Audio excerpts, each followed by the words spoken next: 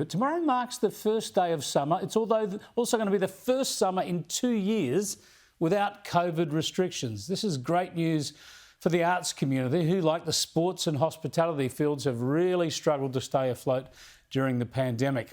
Now, that's all starting to change, of course, with the Australian Ballet's Romeo and Juliet actually premiering at the Sydney Opera House tomorrow night. No rules, no restrictions. It's back on even without masks. Let's bring in David Hallberg, who's the Australian Ballet's Artistic Director, and Bénédicte Bémet, who's the Australian Ballet's Principal Artist. She'll be playing Juliet starting tomorrow night. Thanks so much for joining us, both of you. Let's start with you, David. It must be just so exciting to be thinking you're going to welcoming full houses, no masks, no rules. Wear a mask if you want to, I suppose, but just getting back into that full-on production and engagement with the audiences. Exactly, Chris.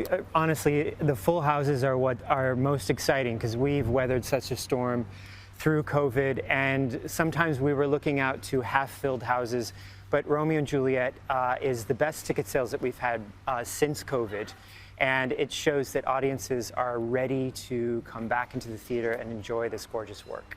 You can't get a better venue for this sort of ballet either. Now, Bénédicte, tell us about your background and your excitement. So I notice you're from Mackay. This is how universal ballet is, of course. You start from a North Queensland town and you travel the world with your art. How's it been for you trying to keep up your skills and your passion while COVID has just wrecked the artistic world for the past couple of years? Yeah, I mean, it was definitely very challenging. We sort of all spent a year at home doing class in our living rooms, trying to keep up our Pilates. We were really lucky in the company. We felt really supported, and we would teams in with each other, and we did class on Zoom every day. But yeah, it was challenging, but equally, it makes you realise how much you love something and how passionate I am about this art form. And I think coming back and being able to share that with full audiences again has made it even more precious and even more special. And yeah, it sort of just reinvigorated my love for what I do and what we do. And tell us about Romeo and Juliet, why it's special to you, what you're looking forward to this performance about. Is it the first time you've played this role, or is it a favourite of yours? I just performed it recently in Melbourne, but this has been my first experience of performing Juliet, and it's been just so wonderful. I love the music, the choreography. I have a beautiful partner, and it's just such a journey to go on, and it's such a cathartic experience. Yeah, I absolutely love it. Yeah. And David, what can audiences expect, both in Sydney and then around the country as well? I mean, what they can expect, honestly, is the Romeo and Juliet they know and love.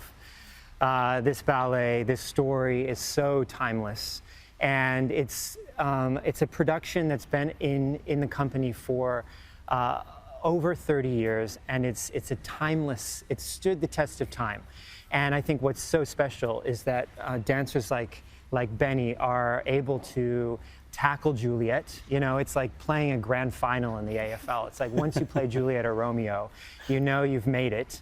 And audiences can witness, you know, the Romeos, the Juliets, but the story that everyone knows and has stood the test of time. And if you pull it off, it's like winning the Norm Smith medal, but you'll have to go and Google that maybe afterwards.